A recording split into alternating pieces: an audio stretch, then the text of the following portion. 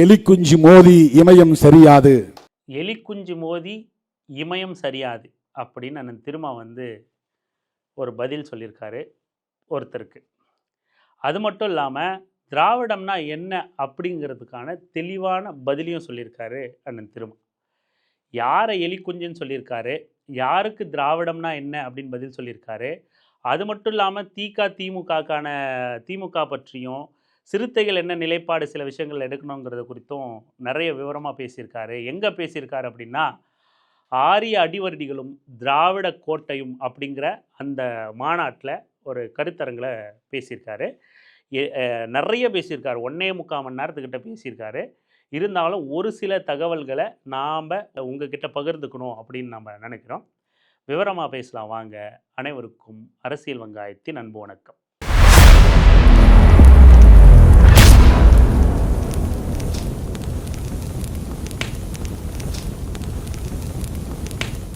நாம் இன்ட்ரோலே சொன்ன மாதிரி திராவிட கோட்டையும் ஆரிய அடிவருடிகளும் அப்படிங்கிற தலைப்பில் ஒரு சின்ன மாநாடு மாதிரி நடந்துச்சு.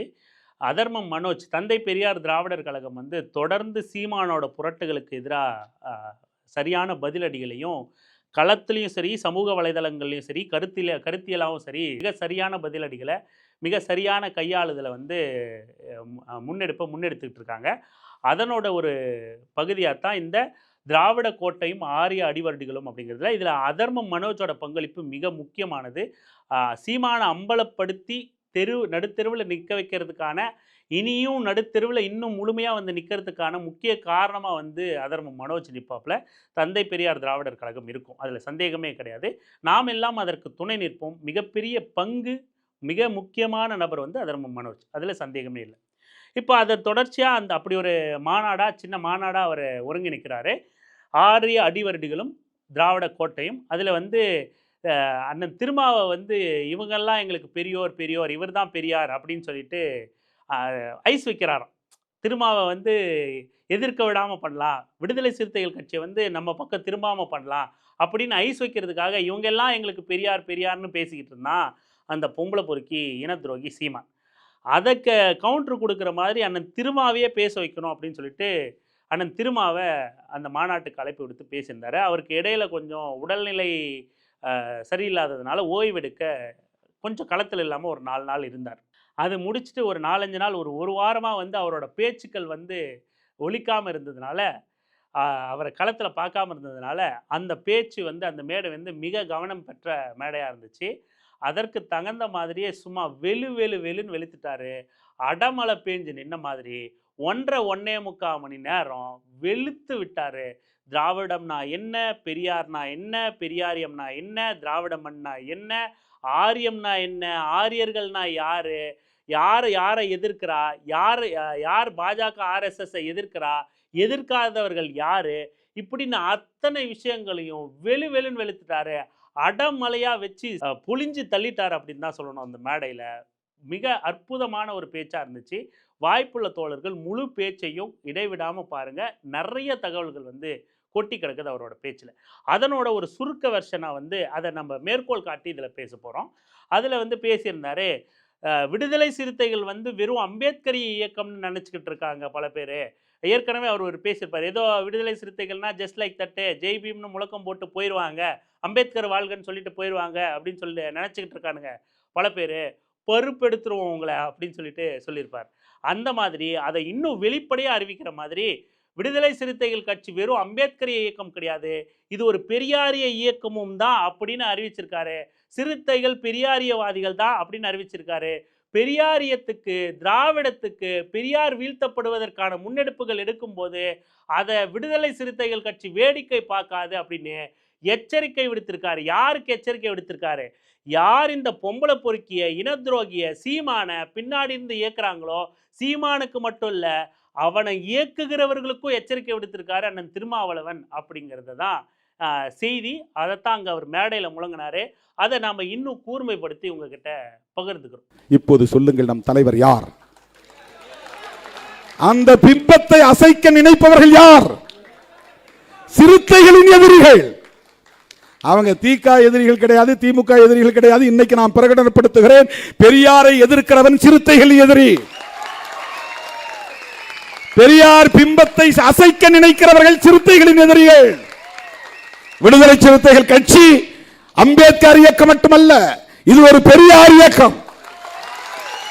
அதே போல ஒருவேளை தீகா கவனிக்காம போலாம், பெரியார் மீது அவதூறு பரப்புறத திமுகவும் கவனிக்காம போலாம், ஆனா விடுதலை சிறுத்தைகள் கட்சி சும்மா இருக்காது அப்படின்னு சொல்லிட்டு இவர் தோழர் கோவை ராமகிருஷ்ணனை பற்றி பேசும்போது அவங்க ஒருங்கிணைச்சிருக்காங்கள, அவர் பற்றின நினைவுகளை பகிர்ந்துக்கும் போது அவர் அப்போவே விடுதலை புலிகளோட தோழமை அமைப்பை இயக்கத்தை உருவாக்குனவரே அவர். அப்போ அந்த இயக்கத்தை முன்னெடுக்கும் போது, அப்பேற்பட்ட களத்தில் தீவிரமாக இயங்கும் போது, இன்னைக்கு ஃபிக்ஸ் வந்த மாதிரி கையை காலை நீட்டி பேசுகிற அத்தனை பேரும் டூயட் பாடிக்கிட்டு இருந்தான் அப்படின்னு சொல்லிட்டு சங்கி சீமான, இனத்ரோகி சீமான, பொம்பளை பொறிக்கு சீமான மேடையில் வெளுத்து விட்டுருக்காரு அண்ணன் திருமா. அதுவும் டூயட் பாடிட்டு இவன் என்னப்பா நடிகனாவா இருந்தான் டூயட் பாடிக்கிட்டு இருந்தாருன்னு சொல்கிறாரு அப்படின்னா அவர் அந்த அளவுக்கு தான் நாகரிகமாக சொல்ல முடியும். அதை நாமளாத்தான் புரிஞ்சுக்கணும். இந்த பொம்பளை பொறிக்கு பொண்டாட்டி மாமா கெட்டவ இல்லடி கேடு கெட்டவ அப்படின்னு பேசிக்கிட்டு இருந்தான்ல, அதைத்தான் அண்ணன் சொல்லியிருக்காரு அப்படிங்கிறத நாமளாத்தான் புரிஞ்சுக்கணும். இதெல்லாம் நீங்கள் போயிட்டு இவன் இயக்குனராக தான் இருந்தான் அவன் டூயட் பாடல அப்படின்னு சொல்லக்கூடாது. அண்ணன் சொன்ன டூயட்டுங்கிறதே பொண்டாட்டி அப்படிங்கிற அந்த வசனத்தை தான் குறிப்பிட்டிருக்காரு. விடுதலை புலிகள் தோழமை கழகம் என்ற ஒரு இயக்கத்தை ஆரம்பித்த போது இவர்கள் எல்லாம் எங்கிருந்தார்கள் என்று யாருக்கும் தெரியாது. எங்கோ டூயட் பாடிக்கொண்டிருந்தார்கள், எங்கோ ஷூட்டிங் நடத்தி கொண்டிருந்தார்கள். ஃபிட்ஸ் வந்த மாதிரி கைய கால உதறிட்டு நிற்கிறாங்க. எல்லாம் கைய கால உதறிட்டு அடித்தொண்டையால காட்டுக்கூச்சல் இட்டால் எல்லாம் மக்கள் ஏமாந்து விடுவார்கள் என்று கருதுகிறார்கள். கண்டவெல்லாம் பேசுறான். இந்த பொம்பளை பொறுக்கிய இதுக்கு மேலேயும் விடக்கூடாது அப்படின்னு முடிவு பண்ணித்தான் விடுதலை சிறுத்தைகள் கட்சி ஒரு பெரியாரிய இயக்கம் அப்படின்னு சொல்லிட்டு எச்சரிக்கை விடுத்திருக்காரு இவனுக்கு அண்ணன் திருமாவளவன். சிறுத்தைகள் கொஞ்சம் கவனத்தோட இயங்கணும், சிறுத்தைகள் அண்ணன் திருமாவோட அந்த சிந்தனையோட ஒத்து இயங்கணும். சிறுத்தைகளுக்குள்ளேயும் சிலர் பெரியாரை அந்நியப்படுத்தி பார்க்குற பார்வை இருக்கு, அதுலேயும் நம்ம கொஞ்சம் கவனத்தோட இயங்கணும். அண்ணன் திருமாவோட நிலைப்பாட்டோட ஒன்றிணைந்து அமைப்பா இயங்கி எதிரிகளை வீழ்த்தணும். எதிரிகள் தான் நம்மளோட இலக்காக இருக்கணும். இங்கே நட்பு முரண்களை தோழமை அமைப்புகளை நம்ம கவனம் சிதறி நம்ம அந்த பக்கம் போகக்கூடாது. நம்மளோட அத்தனை இலக்குகளும் எதிரிகள் மீது தான் இருக்கணும் அப்படிங்கிறத மீண்டும் நாமளும் ஒரு முறை நினைவுபடுத்த கடமைப்பட்டிருக்கோம். அதன் பிறகு தந்தை பெரியார் அவர்களையும் அண்ணல் அம்பேத்கர் அவர்கள் பற்றின நினைவுகளை, அவங்களுக்குள்ள உள்ள நட்பையும் அவங்களுக்குள்ள உள்ள கொள்கை ஒற்றுமையையும் அவர் பகிர்ந்துக்கும் போது தந்தை பெரியாரை தான், அதாவது அண்ணல் அம்பேத்கர் மதம் மாற பெரியாரை அழைச்சாரு. ஆனால் பெரியார் இல்லை நீங்கள் போங்க மதம் மாறுங்க, நான் இங்கிருந்தே இவங்களை வெளுன்னு வெளுக்கிறேன், ஓட விரட்டி அடிக்கிறேன் அப்படின்னு தந்தை பெரியார் இதுக்குள்ளே இருந்தே கலகம் செய்ய ஆரம்பித்தார். அது போல தான் இங்கே திருமாவளவனும், அது போல தான் இங்கே விடுதலை சிறுத்தைகள் கட்சியும். அங்கே பேராசிரியர் ஜவஹருல்லா இருந்தார் அந்த மேடையில். இப்போ ஒரு வேளை பேராசிரியர் ஜவஹருல்லாவால் இந்த மாதிரி சனாதனத்தை எதிர்த்து பேச முடியாது, பேச முடியாதவர் அப்படின்னு சொல்ல வரல, ஆனால் பேசுவார், அதை மத கலவரமாக மாறுவாங்க. ஆனால் இங்கே திருமாவளவனை எவனாலையும் ஒன்றும் பண்ண முடியாது அப்படின்னு வெளிப்படையாக அறிவித்தார். அதை நான் பெருமை பேசலை, இருக்கிறத சொல்கிறேன். ஏன்னா திருமாவளவன் முஸ்லீம் இல்லை, திருமாவளவன் கிறிஸ்துவன் இல்லை, திருமாவளவன் இந்துன்னு சொல்லுவாங்கன்னு எல்லா சங்கிகள்லாம் எதிர்பார்த்துருப்பாங்க. ஆனால் அவர் அது சொல்லலை. திருமாவளவன் கிறிஸ்துவன் இல்லை, திருமாவளவன் முஸ்லீம் இல்லை, திருமாவளவன் பெரியாரின் பிள்ளை, திருமாவளவன் அம்பேத்கரின் பிள்ளை அப்படின்னு முழங்கினார். முஸ்லீம் இல்ல, நான் கிறிஸ்தவன் இல்ல, என்ன ஒண்ணும் பண்ண முடியாது. நான் பெரியாரின் பிள்ளை, அம்பேத்கரின் பிள்ளை, அவ்வளவுதான் என்னுடைய அடையாளம், அவ்வளவுதான் என்னுடைய அடையாளம். வேற எந்த அடையாளம் எனக்கு கிடையாது. எனக்கு சாதி ஒரு அடையாளம் கிடையாது, மதம் ஒரு அடையாளம் கிடையாது. அந்த ஒரு சின்ன கேப் எடுத்து அதை கொடுத்தாரு.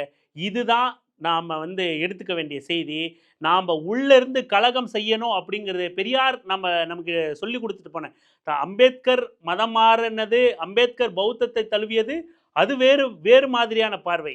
நாம் இப்போ செய்ய வேண்டிய கலகம் அப்படிங்கிறது உள்ளிருந்து செய்ய வேண்டிய கலகம். அது பெரியார் வழியில், அண்ணன் திருமா செய்கிற வழியில், அவரோட வழியை ஏற்றுக்கிட்டு இங்கே சனாதனத்தை பந்தாடக்கூடிய வேலையை நம்ம செய்யணும். சிறுத்தைகள் இந்த மாதிரியான எதிரிகளை இலக்கு வைத்து தாக்கக்கூடிய என்ன கொள்கை இலக்கு வைத்து தாக்கக்கூடிய வேலையை இன்னும் கூர்மைப்படுத்தணும். பெரியாரை ஏற்றுக்கிட்ட அனைவரும், பெரியாரிஸ்டா இருக்கிற, அம்பேத்கரிஸ்டா இருக்கிற, திருமாயிஸ்டா இருக்கிற அத்தனை பேரும் எதிரிகளை கொள்கை இலக்கு வைத்து தாக்க வேண்டும் அப்படிங்கிறத நாம் மீண்டும் அவரோட பேச்சின் வழியாக நினைவுபடுத்த கடமைப்பட்டிருக்கோம். அப்புறம் போகிற போக்கில் அண்ணன் திருமா சீமானை வெளுத்தது மட்டும் இல்லாமல் விஜயையும் வெளுத்திருந்தாரு. ஜனநாயகன் பட தடைக்கு சென்சார் போர்டை இப்போ எதிர்க்க துப்பு இல்லாமல் திமுகவை எடுத்துக்கிட்டு இருக்காங்க அப்படின்னு விஜயையும் லெஃப்டில் ஒரு மிதி மிதிச்சுட்டு மேதகு மேதகு பிரபாகரன் அவர்களை பெரியார் எதிர்ப்புக்கு பயன்படுத்துறத மிக வன்மையாக கண்டித்து அதற்கான தரவுகளோட மிக தெளிவாக பதில் பேசியிருந்தார். மேதகு பிரபாகரன் அவர்கள் ஜாதிக்கு எதிரான எவ்வளோ உறுதியான நிலைப்பாட்டோடு இருந்தார். அண்ணன் திருமாக்கிட்ட 1 மணி நேரத்திற்கு மேலே ஜாதிய விவகாரங்கள் குறித்து எப்படி விவாதம் பண்ணிட்டு இருந்தார், எவ்வளவு நேரம் பேசியிருந்தார், அந்த பேசிய வார்த்தைகள் எல்லாம் நினைவு கூர்ந்து பேசியிருந்தார். அதெல்லாம் தெளிவாக அவர் வார்த்தையிலேருந்து கேளுங்க. அவரோட நினைவை பகிர்ந்திருக்காரு. நிறைய தகவல்கள் வந்து அந்த பேச்சில் கொட்டி கிடந்துச்சு. இதெல்லாம் பேசி முடித்த பிறகு பாஜகவை ஆர்எஸ்எஸ்ஸை எதிர்க்காத யாரும் நாம் சந்தேகப்படக்கூடிய நபர்கள் தான். அது மட்டும் இல்லாமல் அவங்களை எதிர்க்காத எந்த நபரும் வந்து அவர்களால் உருவாக்கப்பட்ட அல்லது அவர்களால் இயக்கப்படக்கூடிய நபர்களே அப்படிங்கிறத நம்ம புரிஞ்சுக்கணும் அப்படிங்கிறத நமக்கு சொல்லி கொடுத்துட்டு போனார் அண்ணன் திருமா. எப்படி தந்தை பெரியார் வந்து உனக்கு ஒரு கொள்கை முடிவு, அதாவது ஏதாவது ஒரு திட்டங்கள் குறித்து உனக்கு நிலைப்பாடு எடுக்க முடியல, ஏதாவது ஒரு விவகாரம் குறித்து உனக்கு நிலைப்பாடு எடுக்க தெரியல அப்படின்னா பாப்பான் அதை ஆதரிக்கிறானா இல்லை எதிர்க்கிறானான்னு பாரு. பாப்பான் எதிர்த்தா அது நமக்கானது, பாப்பான் ஆதரிச்சா அது நமக்கு எதிரானது அப்படின்னு நமக்கு ஒரு ஒரு ஷார்ட்கட் சொல்லி கொடுத்துட்டு போனாரோ, அதுபோல் இன்னைக்கு பல கட்சிகள் இருக்கலாம், புதுசாக எத்தனை பேர் வேணால் வந்திருக்கலாம், இல்லை இருக்கிறவங்கள நாம் எந்த லிஸ்ட்டில் சேர்க்குறதுங்கிறது உங்களுக்கு குழப்பங்களை விளைவிக்கலாம். அதுக்கு என்ன சொல்கிறார் அண்ணன் திருமான்னா, பாஜக ஆர்எஸ்எஸ்ஸை எதிர்க்க துணிவில்லாதவர்கள், துப்பில்லாதவர்கள், எதிர்க்க தயங்குகிறவர்கள் அத்தனை பேரும் அவர்களால் உருவாக்கப்பட்டவர்கள் அல்லது அவர்களால் இயக்கப்படுகிறவர்கள் அப்படின்னு நமக்கு ஒரு ஷார்ட்கட்டை சொல்லி கொடுத்துட்டு போயிருக்காரு. கொஞ்சம் புரிஞ்சு நடந்துக்குங்க அப்படிங்கிறத மீண்டும் நாம நினைவுபடுத்த கடமைப்பட்டிருக்கோம் அண்ணனோட வார்த்தைகள் இருந்து. அவருடைய நோக்கத்தை களங்கப்படுத்துவது எந்த வகையிலே நியாயமானது? ஒரே வகையில் தான். என்னத்துக்காக பண்றாங்கன்னா, பார்ப்பனர்களை திருப்திப்படுத்துகிறார்கள், அவ்வளவுதான். ஆரியர்களை திருப்திப்படுத்துகிறார்கள், அவ்வளவுதான். அவர்கள் எழுதி தருகிற அஜெண்டா படி செயல்படுகிறார்கள், அவ்வளவுதான். இதை ரொம்ப சிம்பிளா நீங்க புரிஞ்சுக்கணும். எவன் ஒருத்தன் பிஜேபி எதிர்க்கிறது தயங்குறானோ அவன் அவர்களால் உருவாக்கப்பட்டவன் என்று பொருள். அதுக்கப்புறம் பர்சனலாக நமக்கு ஒரு கேள்வி அண்ணன் திருமாக்கிட்ட இருந்துக்கிட்டே இருந்துச்சு. அது சந்தர்ப்பம் கிடைக்கும் போது ஏதாவது ஒரு நேர்காணல் அவர்கிட்ட கேட்கணும் அப்படின்னு நம்ம நினச்சிக்கிட்டே இருந்தோம். அந்த கேள்விக்கு அன்றைய அந்த பேச்சில் வந்து அவர் ரொம்ப தெளிவாக பதில் பேசியிருந்தார். என்ன கேள்வி அது அப்படின்னா, விடுதலை சிறுத்தைகள் கட்சி வந்து அண்ணன் திருமா வந்து பெருசாக கடவுள் மீது ஈடுபாடு கொண்டவர் இல்லை. அவர் வந்து ஒரு நாத்திகர் தான். எல்லா மக்களோட நம்பிக்கைகளுக்கு எதிரானவர் கிடையாது. ஆனால் தனிப்பட்ட ரீதியில் அவர் வந்து ஒரு நாத்திகராக தான் இருக்காருன்னு நான் நினைக்கிறேன். அப்படி இருக்கும்போதும் கூட விடுதலை சிறுத்தைகள் கட்சி வந்து பெருசாக அந்த பிரச்சாரங்களில் வந்து இறங்காது. கடவுள் இல்லைங்கிற அந்த பிரச்சாரத்துலேயோ மற்ற இந்த மூட நம்பிக்கைகள் பிரச்சாரத்திலேயோ வந்து பெருசாக இயங்கிறது கிடையாது. அவங்க அந்த மக்களுக்கான அரசியலில் தான், அவங்க கள அரசியலில் தான் இருப்பாங்க. நமக்கு அதுக்கான பதிலாக வந்து இன்னமும் தலித் மக்கள் கோவில் நுழைவு போராட்டத்தை நடத்த வேண்டியது இருக்குது, கோவிலில் மறுக்கப்படுறாங்க அப்படிங்கிறதெல்லாம் நமக்கு இருந்தாலும் கூட அது அவர் வாயிலிருந்து கேட்டு தெரிஞ்சுக்கணும் அப்படிங்கிற அந்த ஆவல் வந்து நம்மக்கிட்ட இருந்துகிட்டே இருந்துச்சு. அவர்கிட்ட இந்த கேள்வியை முன்வைக்கணும் அப்படின்னு சொல்லிட்டு ரொம்ப தெளிவாக அதில் வந்து பதில் பேசியிருந்தார். பெரியாருக்கு இருக்கிற துணிச்சல் எங்களுக்கு இல்லாமல் இல்லை தான், நாங்கள் வெளிப்படையாக ஒத்துக்கிறோம். பெரியார் மாதிரி வந்து இந்த மதத்தில் இருக்கிற மூட நம்பிக்கைகளை, மதத்தை எதிர்த்தோ மதத்தில் உள்ள மூட நம்பிக்கைகளை எதிர்த்தோ எங்களால் பிரச்சாரம் பண்ண முடியாது. பெரியாருக்குள்ள அந்த துணிச்சல் எங்களுக்கு இல்லை, நாங்கள் ஒத்துக்கிறோம். ஏன்னா எங்களோட இலக்கு வேறையாக இருக்குது. நாங்கள் மக்களை அரசியல் ரீதியாக அமைப்பாக்குற வேலையில் நாங்கள் தீவிரமாக இருக்கிறதுனால எங்களுக்கு அதில் கவனம் செலுத்த முடியல. அந்த துணிச்சல் இல்லை அப்படின்னு கூட வச்சுக்கலாம், நாங்கள் அதில் கவனம் செலுத்தலை. பெரியார் அதை மிக மூர்க்கமாக எந்த எதிர்பார்ப்பும் இல்லாமல் செஞ்சார் அப்படின்னு சொல்லிட்டு அந்த பேச்சில் இடையில சொல்லியிருப்பார்.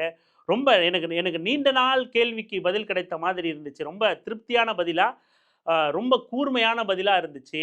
ஏன் விடுதலை சிறுத்தைகள் கட்சி இந்த நிலைப்பாடை எடுத்திருக்கு அப்படிங்கிற அந்த கேள்விக்கான பதில் இதில் அமைஞ்சிருந்துச்சு.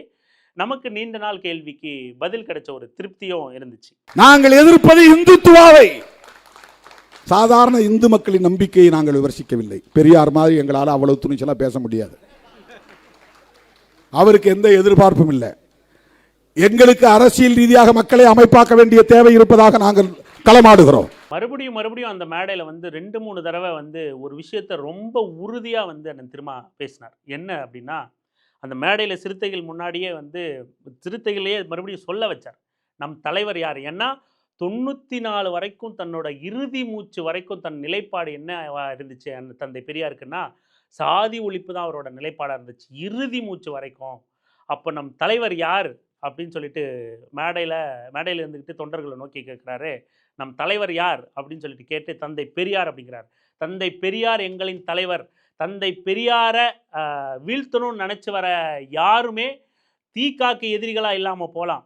திமுகவுக்கு எதிரிகளா இல்லாம போலாம். ஆனா சிறுத்தைகளுக்கு எதிரி தான் அப்படின்னு டிக்ளேர் பண்ணார். 2, 3 தடவ அத வந்து மிக உறுதியா மறுபடியும் மேற்கோள் காட்டினார்.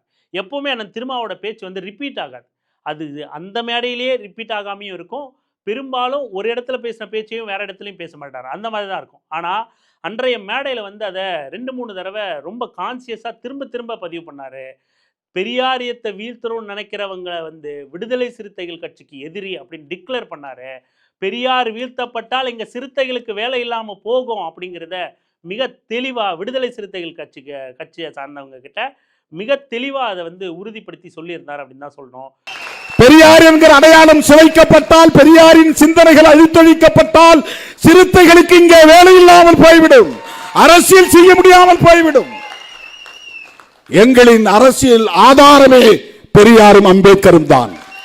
திராவிடர் கழகம், திமுக கழகம் என்கிற 2 கட்சிகளோடு பெரியாரின் சிந்தனைகள் பூண்டற்று போய்விடும் என்று கருதாதீர்கள். சிறுத்தைகள் இருக்கிற வரையில் இந்த மண்ணில் எந்த கொம்பனாலும் பெரியாரியத்தை வீழ்த்த முடியாது, அசைக்க முடியாது என்பதை நான் உறுதிப்படுத்த கடமைப்பட்டிருக்கிறேன். ஆக பொம்பளை பொறுக்கி சீமானே, இனத்ரோகி சீமானே, எச்சரிக்கையோட இரு. களத்திலையும் நீ விடுதலை சிறுத்தைகள் கட்சியை எதிர்கொள்ள நேரிடும். இந்த பொம்பளை பொறுக்கிக்கு என்னன்னா, திமுக வந்து சேஃப் சைடு கோல். எப்போவுமே அவங்க வந்து களத்தில் அவங்களோட எதிர்ப்பை வந்து காட்ட மாட்டாங்க. பேச்சாளர்களை வச்சு கவுண்டர் கொடுப்பாங்களே ஒழிய களத்தில் வந்து நெருக்கடி கொடுக்க மாட்டாங்க. அந்த பொம்பளை பொறுக்கியை பொறுக்கிட்டு திரிடா அப்படின்னு விட்டுருவாங்க திமுகவும்.